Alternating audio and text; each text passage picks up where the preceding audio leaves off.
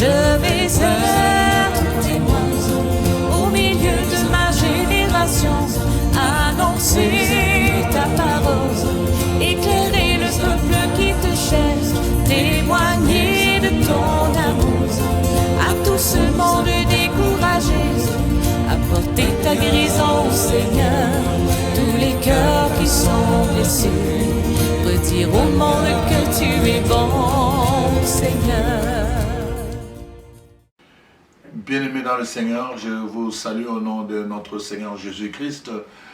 Comme toujours, c'est un plaisir pour moi de partager avec vous la parole de Dieu, dans l'espoir vraiment que vous deveniez vous aussi amoureux de cette parole.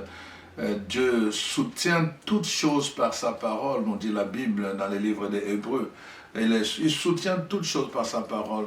Et cette parole a été mise par écrit pour nous instruire, pour nous éduquer, pour nous équiper, afin que nous soyons affirmés dans le bien. Alors vraiment, je bénis le Seigneur pour vous qui aimez écouter la parole de Dieu. Merci pour votre fidélité. Et vraiment que le Seigneur se souvienne de vous, qui vous localise là où vous êtes. Alors aujourd'hui, je viens vous proposer le thème derrière cet ordre, il y a un miracle pour votre vie. Derrière cet ordre, il y a un miracle pour votre vie. Alors, chers frères et sœurs, la parole de Dieu nous dit dans l'évangile de Luc, le chapitre 8, verset 18, alors faites attention, prenez garde à la manière dont vous écoutez la parole. Prenez garde à la manière dont vous écoutez la parole. Ça, c'est ce qu'est la parole de Dieu. Prenez garde. Pourquoi? Parce que dans chaque parole, il y a une bénédiction, il y a une élévation, il y a une restauration, il y a une guérison, il y a une libération. Il y a quelque chose, n'est-ce pas, que Dieu a préparé pour chacune de nous et qui est caché derrière une parole que Dieu libère. Faites attention à la manière dont vous écoutez la parole. Marie, la mère de Jésus, avait bien compris cela, l'importance de la parole de Dieu, mais surtout l'importance d'écouter cette parole, de faire attention à la parole de Dieu, que quand, aux noces de Cana, n'est-ce pas, ils ont manqué de vin, Marie est venue dire aux servantes, elle dit voilà, faites tout ce qu'il vous dira. Même si vous ne comprenez pas pourquoi c'est comme cela, pourquoi il vous demande ça, même si vous ne comprenez pas le bien fondé de ce qu'il vous dit, mais faites-le. Prenez garde à la manière dont vous écoutez la parole. Marie va dire, faites tout ce qu'il vous dira. Parce que derrière chaque parole que Dieu libère, il y a un miracle. Il y a un miracle et je prie Dieu vraiment que vous puissiez vous aussi recevoir votre miracle. Parce qu'il y a un miracle pour vous. Il y a un miracle pour vous. Vous êtes en train de vivre une situation dramatique. Vous êtes dans le souci, dans le pleur. Peut-être depuis certains moments, vous ne comprenez pas pourquoi vous êtes toujours en train de prier et ces choses vous arrivent. Vous vous posez des questions. Vous êtes peut-être dans une situation lamentable, peut-être pour telle raison. Et il y a des situations qui ne font que perdurer dans votre... et qui vous maintiennent vraiment dans la misère, dans le pleur. Et comme dit le psaume 42, on dirait que le pleur sont devenus votre nourriture. Laisse-moi vous dire aujourd'hui, derrière la parole, l'ordre du vin, il y a un miracle qui est caché pour vous. Et aujourd'hui, je voudrais vous aider vraiment à recevoir la révélation de ces miracles pour vous, pour votre vie. Voyez-vous, chers frères et sœurs, je ne parle pas de choses simplement parce que c'est un plaisir pour moi de prêcher la parole de Dieu, mais si j'en suis venu à ceci, c'est parce que d'abord, voyez-vous, j'ai vécu des expériences. Je voudrais vraiment partager ces expériences. Ce sont ces expériences qui m'ont mis dans cette école de l'évangélisation. Je veux vous partager deux expériences grandioses. Je ne partage pas les autres, je les garde précieusement pour moi pour le moment, mais je vous partage ces deux expériences pour vous faire comprendre un peu les choses, comment les choses se sont passées dans ma propre vie derrière une parole. Et quand nous parlons de l'ordre ici, je parle de l'ordre divin. C'est-à-dire qu'une parole que Dieu te dit, et dans le contexte biblique, on va appeler cela Rhéma. Donc par rapport à Logos. Logos, c'est la Bible dans son entièreté. Voyez-vous, j'ai ça c'est ma Bible que j'utilise pour l'étude biblique. Ça, c'est ma Bible. Donc ça, c'est le Logos. Mais dans le Logos, il y a le Rhéma. Le Rhéma, c'est cette parole unique que Dieu nous adresse dans des moments particuliers. Dans des moments particuliers, Dieu va nous adresser une parole. Et cette parole va être comme la réponse à notre problème. Je vous ai déjà parlé, n'est-ce pas, de deux choses. Je veux parler d'abord, premièrement, de mon ordination, n'est-ce pas? Peut-être vous avez déjà entendu ce témoignage, mais je le commence par celui-là, et peut-être je vais ajouter deux autres.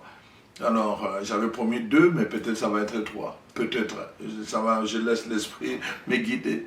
Alors, voyez-vous, je vous avais dit que quand j'étais au séminaire, j'étais tout souvent malade. Et à cause de cela, donc, après 8 ans de formation, voyez-vous, le corps professionnel, le formateur, avait décidé que je ne devais pas être ordonné prêtre, que j'allais être un problème pour l'Église. Alors voici qu'à la fin de l'année, j'étais vraiment révolté. Je suis allé à l'église, dans la chapelle, j'ai prié toute l'après-midi. J'ai dit, ma prière c'était en fait, pourquoi Seigneur? Pourquoi ils ont attendu 8 ans? Pourquoi ils ne m'ont pas renvoyé avant? Pourquoi ils ont attendu 8 ans? J'étais là toute l'après-midi. C'était comme si tout s'était écroulé devant moi. Voyez-vous, dans ce contexte-là, j'étais là devant la croix, seul, dans toute la chapelle, seul, toute l'après-midi. Il y a des moments où je dois avouer, je n'ai pas parlé. J'étais simplement là. Je suis parti avec une question. Pourquoi ils ont attendu 8 ans? Je suis resté là, dans le silence de la chapelle. Et cette nuit-là, j'ai déjà raconté cette histoire à certains. Cette nuit-là, alors que je dormais, n'est-ce pas, à 3 heures du matin, j'entends une voix qui se répétait, n'est-ce pas? Donc je vais dire à 2 reprises, cette voix m'a parlé, en me donnant juste une référence, Isaïe 43, verset 1. La voix a repris, Isaïe 43, verset 1. Je ne connaissais pas la Bible comme je la connais aujourd'hui. Je savais qu'il y avait un prophète Isaïe, mais je ne savais pas qu'est-ce qu'il en était d'Isaïe 43. Donc, je me suis réveillé, j'ai regardé dans la Bible, et il n'y avait absolument personne. Dans la salle, ma chambre, il n'y avait personne. Et finalement, le lendemain matin, moi qui ne retenais pas le rêve, j'ai retenu le passage biblique. Je suis allé à la chapelle, j'ai pris ma Bible, j'ai cherché Isaïe 43, et puis verset 1, où la parole de Dieu dit « Ne crains rien ». Je t'ai appelé par mon nom, tu m'appartiens. Voyez-vous, ça c'est ce que Dieu me disait. Mais dans un contexte où on vient de me renvoyer, on m'a signifié, mon directeur spirituel m'a dit clairement que tu es renvoyé. Et là, Dieu me dit, il me donne une parole pour me dire, ne crains rien. Derrière cet ordre-là, il y avait un miracle. J'avais à y croire ou à ne pas y croire. C'est moi qui devais décider. Le miracle était derrière cette parole. Le miracle était derrière cet ordre-là. Ne crains rien. J'ai le contrôle. Ne crains rien. Tu m'appartiens. Ne crains rien. Je t'ai choisi. Je t'ai appelé par ton nom. Et j'ai choisi de m'accrocher à cette parole. J'ai adapté mon attitude, n'est-ce pas? J'ai déjà dit ça. Mon attitude, mon langage, tout a été vraiment aligné à cette parole. J'ai commencé à sourire, j'ai commencé à reprendre la vie avec les gens. Les amis à qui j'avais annoncé et j'étais envoyé étaient étonnés de voir le changement en une journée. Et alors, à la fin, n'est-ce pas, l'histoire a montré que quand je suis allé, mon évêque m'a reçu, il a ouvert mon rapport, il dit, tu es renvoyé. Je lui ai dit oui, sûrement à cause de ma santé. Alors, je lui ai raconté ce qui m'arrive, que j'étais souvent malade à cause des moustiques. Alors donc, mon évêque a regardé, il a dit, viens, mets-toi à genoux. Il a prié sur moi, et il m'a dit, va-t'en, je vais t'ordonner. Le miracle se produit. Je peux vous dire une chose. sur 1000 cas, un seul cas comme ça, que l'évêque puisse changer la décision du corps de formateur, du corps professoral. C'est très très rare qu'un évêque change la décision du corps professoral parce qu'ils sont mis là-bas, les professeurs, les prêtres qui donnent la formation, sont là, ils sont choisis par les évêques eux-mêmes. Ils sont les représentants des évêques. Donc, la parole de Dieu venait de s'accomplir. Le choix que j'ai fait pour la parole de Dieu, je venais de voir le résultat. L'évêque a dit, je vais t'ordonner. Il m'a ordonné et voici. Donc je suis prêtre aujourd'hui et je peux vous partager la parole de Dieu aujourd'hui grâce à ce miracle-là qui se produit à partir de la parole que Dieu m'avait donnée, Réma. Donc Isaïe 43, verset 1, ne crains pas. Donc c'est important, je vous partage ça pour que vous compreniez ce que je vous dis aujourd'hui. Derrière cet ordre, il y a un miracle pour ta vie. Mon frère, ma soeur, il y a des situations dans notre vie parfois qui nous ébranlent. Et à cause de cela, parfois, quand Dieu nous parle, nous ne prêtons plus attention. Et parfois, nous pouvons manquer même le miracle qui est véhiculé par l'ordre divin. C'est pour cela que nous devons faire attention. C'est pour cela que la Bible nous dit, faites attention à la manière dont vous écoutez. Prenez garde. C'est important. Dans des moments troubles, faites attention. Recherchez la paix pour écouter la voix de Dieu. Parce que derrière sa voix, il y a un miracle qui est préparé pour notre vie, pour votre vie. Alors voilà, donc ça c'est le premier témoignage. Le deuxième témoignage, alors donc je parlais du deuxième témoignage que je voulais partager avec vous.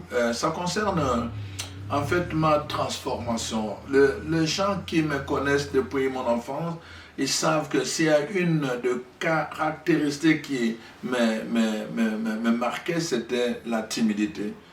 J'étais timide, mais vraiment la timidité de maladie. C'est-à-dire 3 fois timide. Je tremblais quand tout le monde, quand j'étais devant une assemblée, tout le monde pouvait voir que je tremblais. Moi-même, je voyais que je tremblais. Et tout tremblait en moi.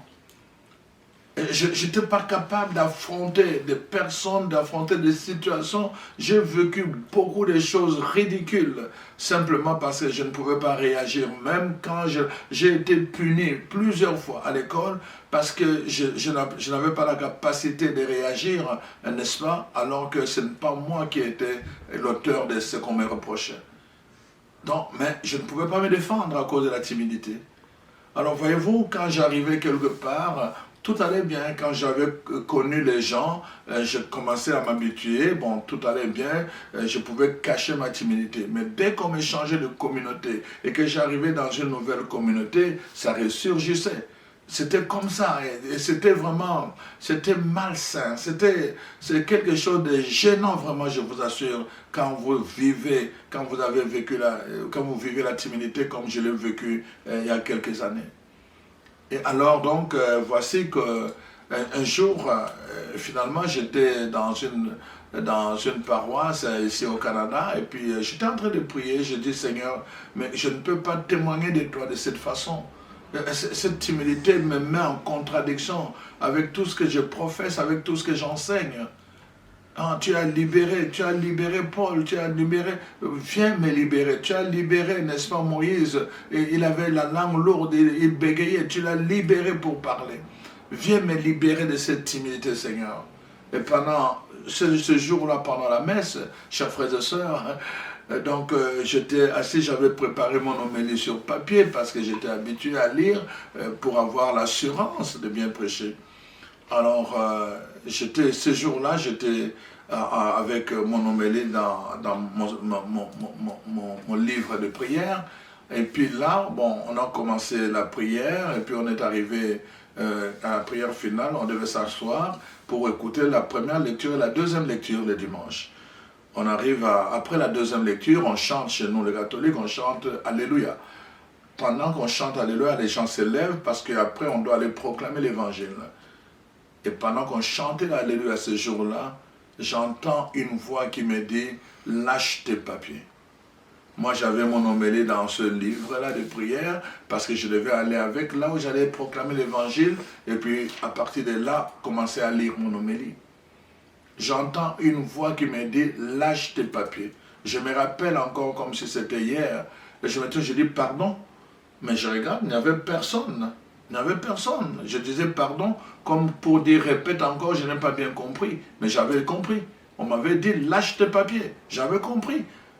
Mais c'est comme si je me disais, mais est-ce que tu comprends ce que tu me demandes? C'est tout ce que j'ai préparé. Et je vais le lâcher avec ma timidité. Comment je peux prêcher? Et là, mon esprit, dans une rapidité, a saisi la chose en disant, mais tu as demandé d'être guéri de la timidité. Et j'ai pris mes papiers, mon homélie, j'ai déposé. Et je suis allé lire, proclamer l'évangile. Et après la proclamation de l'évangile, j'ai réalisé que mon homélie était restée sur ma chaise. Je ne pouvais plus retourner aller chercher. Et là, j'ai regardé l'assemblée. Et j'ai dit une blague, ils ont ri, et puis j'ai continué. Et j'ai prêché, et j'ai prêché, et j'ai prêché, et j'ai prêché. Et à la fin de la messe, pour la première fois, les paroissiens sont venus me voir pour me dire, mon père, parle-nous comme ça avec ton cœur, parle-nous comme ça avec ton... Tout le monde a approuvé et j'ai compris que ça venait du Saint-Esprit. C'est à partir de ce moment-là que j'ai commencé à prêcher sans papier. J'ouvre juste la bouche et le Saint-Esprit parle à moi. Le miracle s'est produit. Le miracle de ma délivrance de la timidité se produit à partir derrière une parole, un ordre qui m'était donné. Lâche tes papiers. Lâche tes papiers sur lesquels tu as écrit tes pensées intellectuellement. Dans ces pensées, il n'y avait aucune vie. C'était intellectuel. Il fallait que je lâche cela, que je puisse me mettre à l'écoute de l'Esprit. Je bénis le Seigneur. Je suis très reconnaissant envers le Saint-Esprit pour cette expérience parce que c'est ça qui m'a préparé à être ce que je suis aujourd'hui. La capacité d'écouter le Saint-Esprit. Je l'ai vraiment obtenu à partir de ce moment-là. Voyez-vous, chers frères et sœurs, derrière cet ordre, il y a un miracle pour vous aussi. Pour vous aussi. Mais vous devez faire attention, prendre garde à la manière dont vous écoutez quand l'ordre vous est donné. Faites attention. Et vous devez, comme dit Marie, vous devez faire ce qu'il vous demande de faire. Dans les deux cas, voyez-vous, je fais ce qui m'avait été demandé de faire. Dans les deux cas, je fais ce qui m'avait été demandé de faire. Alors, je termine avec le dernier témoignage parce que j'ai commis l'erreur de dire que je vais faire 3 au lieu de 2. Alors donc, le dernier témoignage, vous savez, il y a 10 ans, j'ai été atteint de cancer de prostate. Et alors, j'ai été opéré et puis il y a eu beaucoup de complications à la suite de cette opération. Et vraiment, ça n'allait vraiment pas, J'avais des fortes fièvres 3 fois par jour, pendant, ça ne finissait pas. Le sang me coulait 24 heures sur 24. En fait, je n'avais que la peau. Ceux qui sont venus me voir à l'hôpital le savent. D'ailleurs, certains amis prêtres m'ont dit que pour eux, ils savaient déjà qu'ils n'avaient plus d'espoir. Donc, c'était comme ça. Et finalement, un jour, le médecin traitant est venu me voir pour me dire, Fadé, on a fait tout ce qu'on pouvait faire. On ne trouve vraiment pas ce qui ne va pas dans ton corps. À cette allure, vous n'avez que 6 jours. Il ne vous reste plus que 6 jours. Je regarde devant moi, j'entends cette parole, il ne me reste plus que 6 jours. Waouh, je n'avais que 6 jours à vivre. 6 jours pour mettre de l'ordre dans ma vie. 6 jours pour prendre des décisions. 6 jours. Alors, j'étais prêt. J'étais prêt, j'ai appelé quelqu'un, un responsable du diocèse, et je lui ai dit comment je me sentais. J'ai dit non, j'étais prêt à partir. Et que je n'avais pas de rancœur envers Dieu, et au contraire, je lui étais reconnaissant parce que j'avais fait beaucoup d'expériences spirituelles et vraiment, je me considérais privilégié et heureux. Alors donc, voilà que le 6e jour arrive, et finalement, je commençais à m'affaiblir, manque d'oxygène, et là, on a commencé à me donner de l'oxygène, et puis après, ça n'allait vraiment pas, et là, donc, on a commencé à me donner beaucoup de morphine, et puis finalement, ça commençait à mal aller. J'avais vu des sœurs, des frères et africains qui étaient là. Je leur ai demandé de prier, de chanter pour moi. S'ils pouvaient chanter, prier pour moi. Je n'avais pas la force de prier moi-même. Ils ont commencé à entonner des chants et des prières autour de moi. Et puis à un moment donné, j'ai commencé à délirer. Et j'étais en train de partir, de partir, de partir. Et c'est dans cette expérience-là, finalement, que j'ai rencontré le Maître, que j'ai rencontré le Seigneur. Et il est venu, j'ai vu une lumière éclaboussante qui est apparue en moi. Et j'ai vu quelqu'un vraiment en doré, qui est venu avec un sceptre doré. Et il a pris ça, il m'a mis là où on m'avait opéré. Et il m'a dit, tu ne mourras plus. Tu ne mourras plus. Et il dit, voilà, je te donne 3 missions que tu dois accomplir. Tu ne mourras plus. Et quand il a dit ça, après finalement, pouf, il a disparu. Et quand il a disparu, et moi je suis revenu, je suis revenu de nouveau à la vie. Et là, je devais déclarer ce qu'il m'avait dit. Parce que derrière sa parole, il y avait un miracle. Et je devais déclarer. Et je dis aux gens, non, je ne veux plus mourir. Et quand je dis ça, je voyais l'infirmière en question. J'aurais voulu vraiment qu'il m'écoute. L'infirmière en premier qui était là a dit, ne l'écoutez pas, ils sont comme ça en général. Les gens vont aller très loin et quand ils reviennent, après, ils vont mourir. Mais laissez-les seuls, parce qu'il y en a qui n'aiment pas mourir en présence des gens. Dans la dimension humaine, ils étaient toujours en train de parler de la mort. Mais moi, dans la dimension spirituelle, j'étais en train de confesser la parole que le Seigneur m'avait dite. Il m'a dit, tu ne mourras plus, ne mourras pas. Et je confessais cette parole. Et je confessais la parole du Seigneur. Et finalement, donc, le compte à rebours a commencé. Je faisais de la fièvre 3 fois par jour. Donc le lendemain, j'ai fait la fièvre 2 fois seulement par jour. Et la poche de mon sang était comme disons, 1 litre rempli. Et là, c'était le 3/4. Le lendemain, j'ai fait la fièvre 1 fois par jour. Et ma poche de sang était devenue à la moitié. Le 3e jour, je n'ai pas fait de fièvre. Et puis, la poche de sang aussi était finie. Donc, on pouvait juste me mettre un pansement sans que ça puisse tomber. En 3 jours, toute la fièvre était partie. En 3 jours, le coulement de sang était arrêté. En 3 jours. Les médecins ont continué à observer. Et puis après, ils ont réalisé que je ne faisais plus de fièvre, et que vraiment, je redevenais normal. Mais comme toujours, il y avait un doute. Ils voulaient m'envoyer dans une résidence de soins à longue durée. Donc, en fait, pour aller attendre la mort encore. Alors, il y a quelqu'un que je connaissais qui m'a déconseillé. Il dit, non, n'accepte pas ça. Demande plutôt des soins à domicile. Alors donc, j'ai demandé ça. Et puis, on m'a trouvé quelqu'un qui venait me nettoyer la plaie. Et donc, à domicile, à l'archevêché. Voyez-vous, et j'ai reçu mon miracle. Donc ça fait 10 ans, 10 ans au mois de janvier. Donc ça fait 10 ans au mois de janvier. Et je suis encore là avec vous. Après 10 ans, alors qu'on m'avait donné 6 jours à vivre. Je témoigne de cela pour que le nom de Dieu soit glorifié. Mais je témoigne de cela aussi pour que vous aussi, vous receviez votre miracle. Vous en avez assez souffert. Et notre Dieu n'a pas changé, il est le même. Hier, aujourd'hui et demain. Alors nous devons faire attention à la manière dont nous écoutons sa parole. Et quand nous l'avons écouté, nous devons faire ce qu'il nous a dit. Faites tout ce qu'il vous dira. Voyez-vous, chers frères et sœurs, alors quand nous regardons dans la Bible, nous voyons d'abord, n'est-ce pas, dans l'évangile de Jean, le chapitre 2, n'est-ce pas, et c'est l'histoire des noces à Cana. Où il y a eu un manque de vin et finalement, donc c'est là justement, quand Marie va intervenir, il va aller voir Jésus pour lui dire, ils n'ont plus de vin. Et puis Jésus, il va demander à ces gens, remplissez d'eau ces cuves.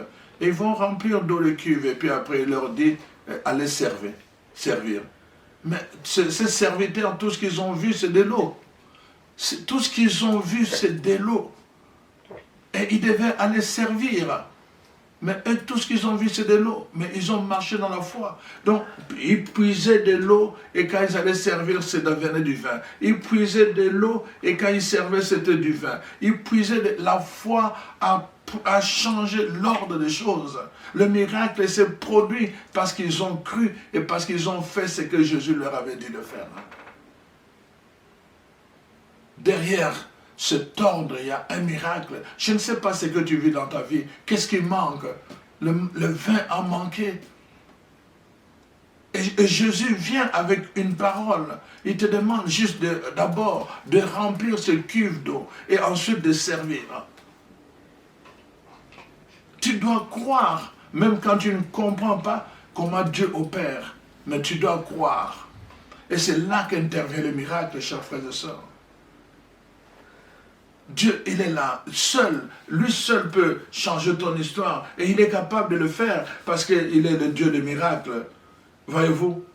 Alors donc, c'est ça que nous voyons quand Jésus vient, n'est-ce pas? On voit, n'est-ce pas, dans l'évangile de Matthieu, le chapitre 14, c'est l'histoire de Pierre, n'est-ce pas? Pierre fait une expérience extraordinaire que lui seul a fait. Les 11 autres apôtres n'ont jamais fait cela. Pourquoi?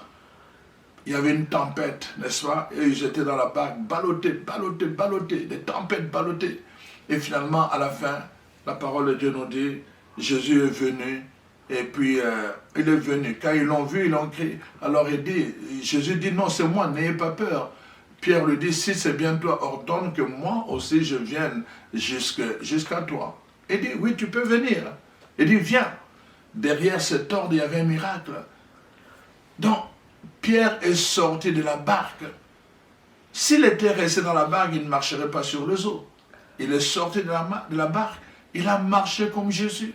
Il a marché comme Jésus, chers frères et sœurs.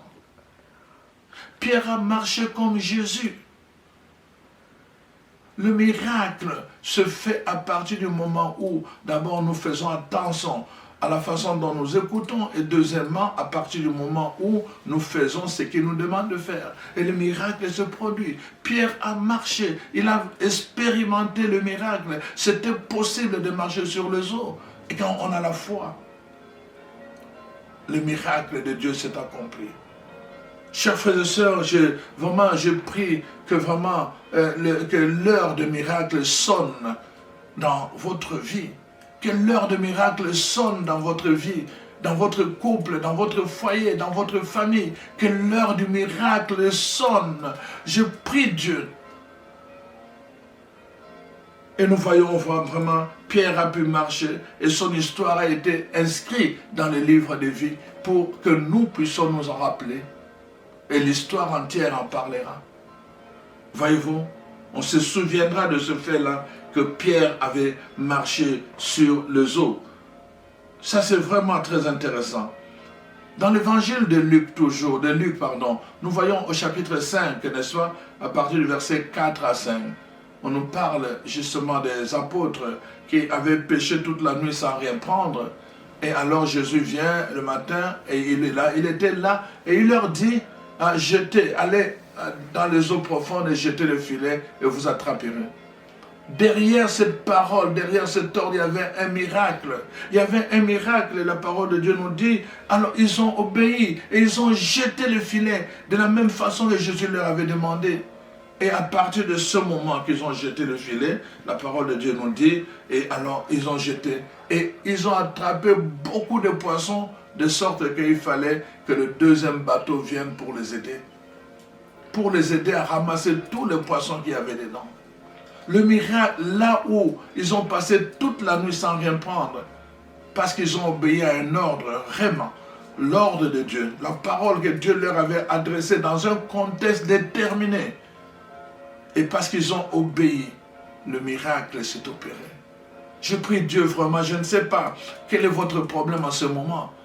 Dans quel problème vous êtes entré? Vous avez essayé par tous vos moyens. Vous avez utilisé votre intelligence. Pierre était un pécheur expérimenté.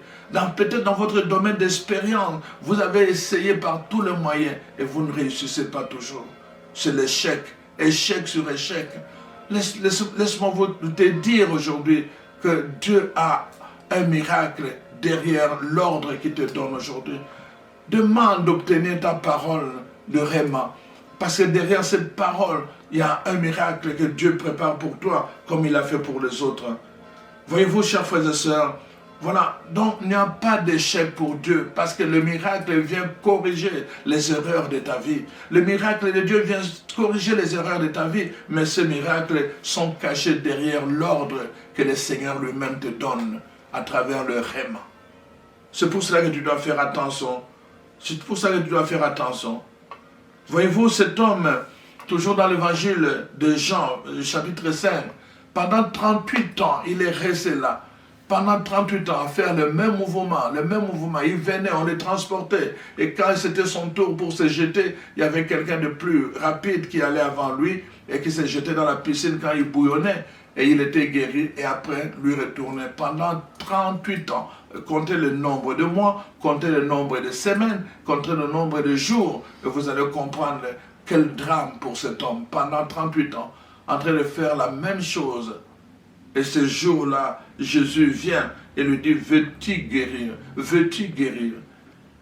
Alors, lui donne ses explications. Veux-tu guérir? Il donne toutes sortes d'explications. Et Jésus lui dit, lève-toi maintenant, prends ton brancard et marche.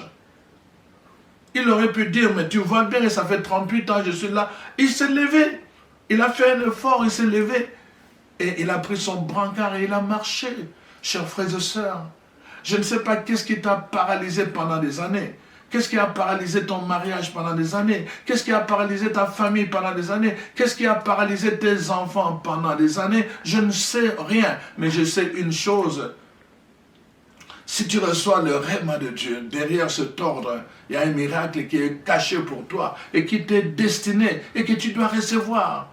Recherche le Réma de Dieu. Recherche le Réma de Dieu parce qu'il y a un miracle qui est caché derrière toi. Voilà pourquoi, chers frères et sœurs, je te partage cette parole pour que toi aussi, n'est-ce pas, si tu crois, tu puisses voir la gloire de Dieu. Alors je prie Dieu pour toi, mon frère, ma sœur. Seigneur Jésus, je te rends grâce.